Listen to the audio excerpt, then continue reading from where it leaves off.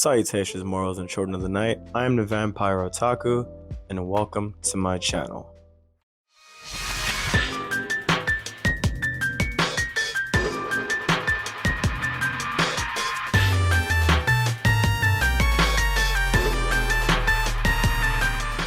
Have you heard of March Story, the manga? If you haven't, check it out, super good. I literally just finished reading it for the second time. I would like to convince you to check it out. If you haven't seen this manga, the art is absolutely incredible. I believe it's out of print. It's a little bit of an oldie but goodie, but you can find it digitally, or if you can find it physically, it's 5 volumes. Check it out. It's absolutely breathtaking. Let me show you what it looks like.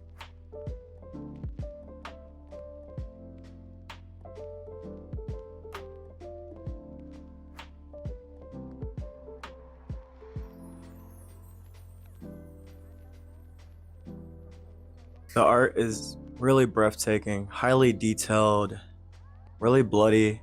Again, if you're under the preferred age, older teen, don't read it if you're younger. It's very graphic and has a lot of suggestive themes, if you will. That being said, let's talk about it. Our main character, March, has some hidden abilities, but you get to see them very early on. If you don't want spoilers, we'll try my best to keep them at a minimum while also explaining how great the story is. So our cast of characters, we have March, this is our main character. We have Rodon, which is a side character. Jake, which is a very important character. We have Belma, and then we have a bunch of other side characters that are important to the story, but they don't occur as much in the story. They're kind of like the bells and whistles, if you will.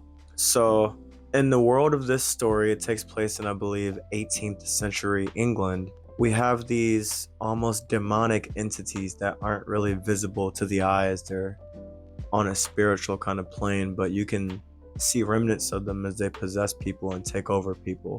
They're called the ill. When they possess a person, the behavior of that particular person is greatly altered. That person grows horns. Those horns are clear, or in the manga they look white. When a person takes blood, kills their first victim, the horns get tainted with a stain of red. The more they kill, the more red the horns become. Once the horns are tainted with red, it's not possible for the quote-unquote demon or the ill to be exorcised out of the human person, and the human person is completely entangled with the ill, and they have to be destroyed in order for the ill to be destroyed.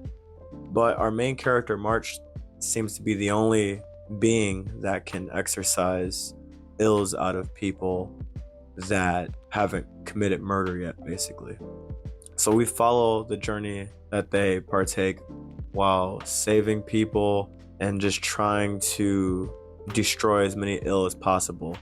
Now, in the very first volume, you have, I'm paraphrasing here, but the quote, "If something isn't yours, don't touch it. You don't know exactly what that thing can be." With that being said, you might find a ring or a necklace, something of value, something beautiful, something shiny and gilded, and it catches your eye. You're like, oh, what's that?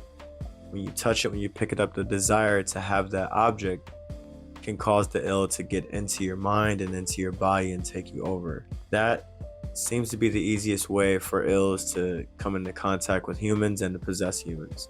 Some fall in love with objects that don't seem to be that valuable to any other person but themselves. So in one chapter, there was a character that was obsessed with another character's mask, like the mask that they make and they wear. And so they got possessed by ill simply because of their desire to get better than that mask maker, to catch the eye of somebody that they liked. So they grabbed a mask, and the mask became that highly sought after object for them. Sometimes they live in relics. Our character Rodin owns an antique shop, and he has a few relics within his shop that just have ill inside them. Now, not all ill are evil or looking to shed blood. Some seem to be spirits that are trying to finish their last wishes or their last respects before they pass on. which is interesting. I can't call all the ills demons because they're more spiritual entities, but they do possess humans, so it's almost like a ghost in a way, with a few demonic traits, if you will. Super interesting story, and every character has a backstory, and Jake's backstory is really fun. She's a character that's just so unique in her story, the way that she speaks, her design. She's one of my favorite characters in the story.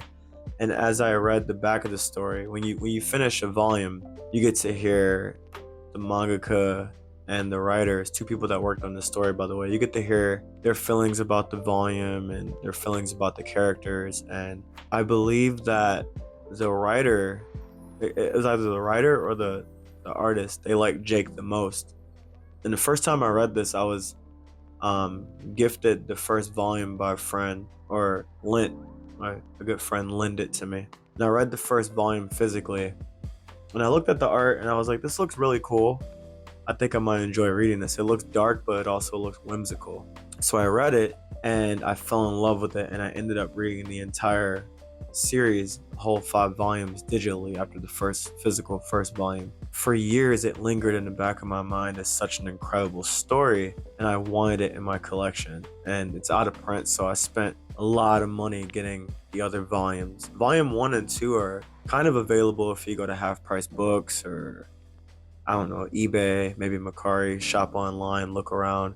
But volume 5, which is, in my opinion, one of the most beautiful volumes, volume 5 and 4 are just ridiculously expensive.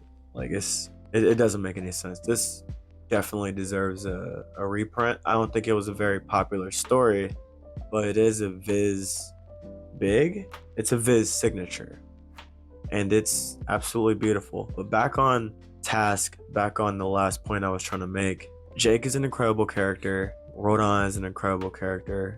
Belma is an incredible character. Their backstories are just incredible. Belma's a very muscular, big, brawny man, and his upbringing was very poor. And just the way that he was affected by his upbringing, and it kind of shows like each character kind of had something that they needed to listen to, and when they didn't listen to that thing, they had to pay such huge prices for it. And it just goes to show how unfair the world can be, and how unrelenting other people in our lives can be. If we make mistakes, or if we drop our guards, we can be destroyed by the people that we love, or the people that we thought would protect us. It's a lot of deep agonizing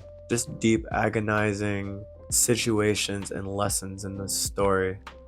So many fun stories, and when you first read the first volume, it feels like it's gonna be a lot of short stories within one story. It feels like there isn't an overarching theme. Like, there's just a bunch of things that are happening, like almost Monster of the Week sort of deal. But looming in the background, there's one threat, and you thought it was gone, and it comes back, and it just ties the entire story together, and it creates one of the most ferocious boss fights ever that I read in a manga. And I love how every character gets involved. Usually it's just march against the world. Sometimes they'll get help. Sometimes the problem solves itself. But in this last battle, every character gets involved that's close to the main character. I've obviously not the background characters, but all the important characters. And sacrifices are made. Things are done.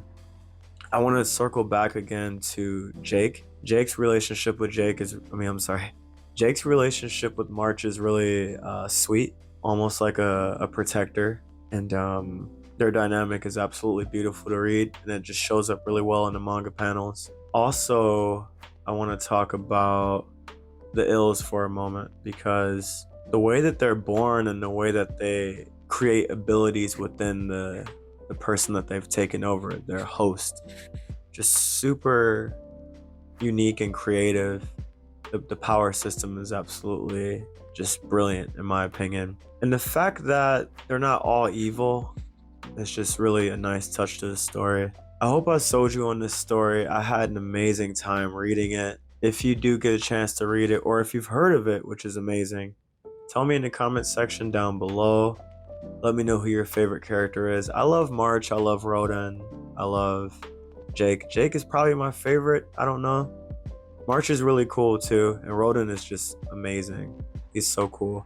You spend most of the story thinking he's just weak and that he's not going to do anything, and he just does it big. He really doesn't disappoint. Jake is just a ride or die, really interesting character, really fun personality and dialogue. And March is just mysterious and fun. I will give you this tidbit because it's in the first volume in the very beginning. March isn't a normal human being. They have an amazing ability to fight the ills because they have an ill inside them. But the ill is held at bay, letting them use the powers but not letting them, go full ill or go, full evil. The ill lies asleep within them. And I think that's a really fun dynamic. There's a really fun agreement as to why March is able to live like that. And if you want to know about it, I don't know, ask me in the comments, read it.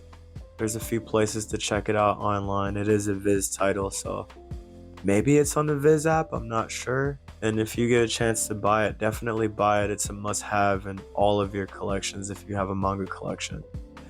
That being said, thank you so much for watching. If you feel inclined, subscribe.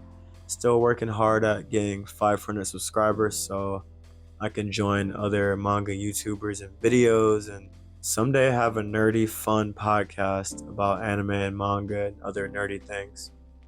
So I hope you make that dream come true. I will see you in the next video. Peace.